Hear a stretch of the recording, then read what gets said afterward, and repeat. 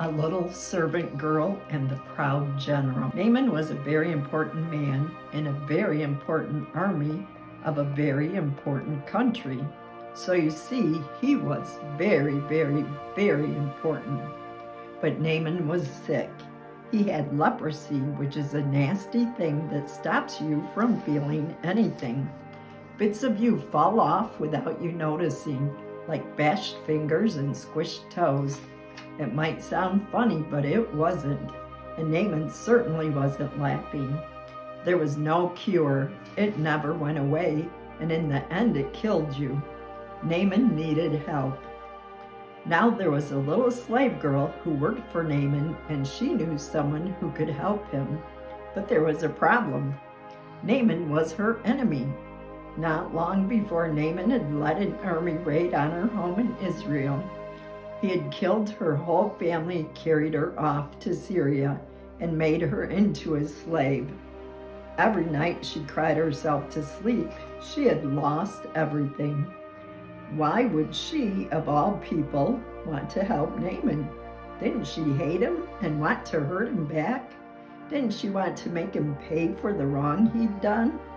That's what you'd expect. But instead of hating him, she loved him.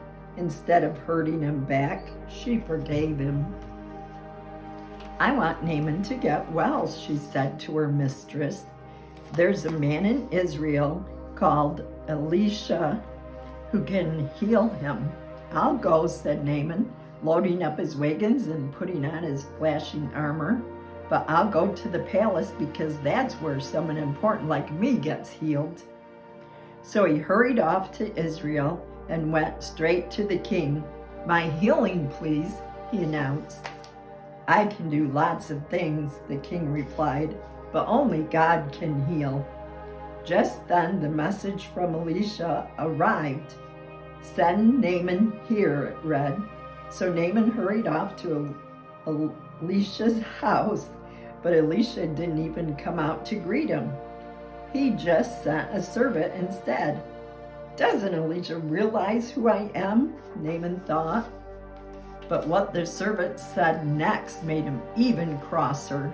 Wash in there, he said. Just wash, Naaman laughed, in that slimy, stinky river? He looked around to see if this was some kind of a joke. It wasn't. Any person can wash in a river, he thought.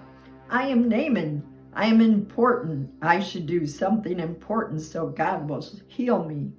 And he rode off in a rage. Of course, you and I both know that's not how God does things. All Naaman needed was nothing. It was the one thing Naaman didn't have. God knew that Naaman was even sicker on the inside than he was on the outside. Naaman was proud. He thought he didn't need God. His heart didn't work properly. It couldn't feel anything. You see, Naaman had leprosy of his heart.